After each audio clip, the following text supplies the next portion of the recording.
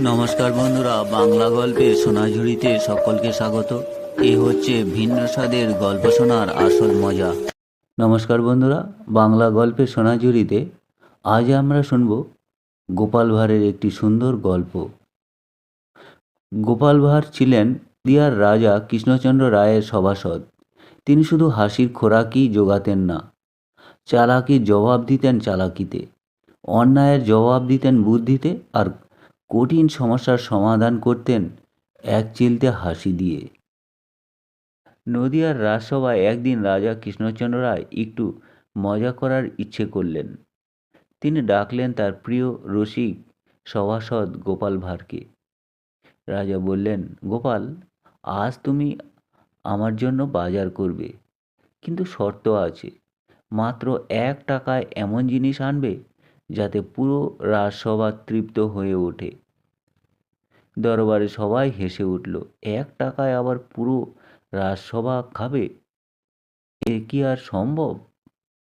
গোপাল শান্তভাবে বলল, আগে মহারাজ, চেষ্টা করে দেখি। সে বাজারে গেল, অনেক দোকান ঘুরল।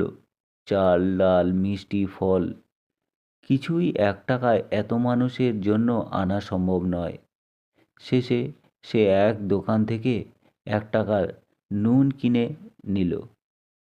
দুপুরে রাজসভায় সবাই অপেক্ষা করছে। কি এনেছে গোপাল? গোপাল একটি ছোট্ট থলি খুলে দেখালো, ভিতরে শুধু নুন। রাজা ভুরু কুঁচকে বলল, এ কি, নুন দিয়ে রাজসভা তৃপ্ত হবে? গোপাল হাসল।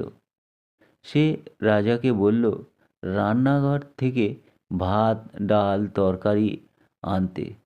সব খাবার সামনে এলো, তারপর একটু নুন দিয়ে তাতে মেশালো। গোপাল বলল, মহারাজ, এই নুন না থাকলে ভাত ডাল খাওয়া যাবে? যত ভালোই রান্না হোক, নুন ছাড়া স্বাদ পাওয়া যায় না। তাই এই 1 টাকার নুন এই পুরো রাজসভাকে তৃপ্ত করতে পারে। রাজা মুচকি হেসে বললেন, সত্যিই গোপাল, অসামান্য তোমার বুদ্ধির প্রতিভা। সামান্য জিনিসেরও যে কত বড় মূল্য, তাই তুমি আজ বুঝিয়ে দিলে। দরবারে সবাই হাততালি দিল। রাজা খুশি হয়ে গোপালকে পুরস্কার দিলেন। গোপাল মাথা নত করে বললেন, মহারাজ, জীবনে ছোট জিনিসকে কখনো ছোট ভাববেন না। অনেক সময় ছোট জিনিসই বড় কাজ করে।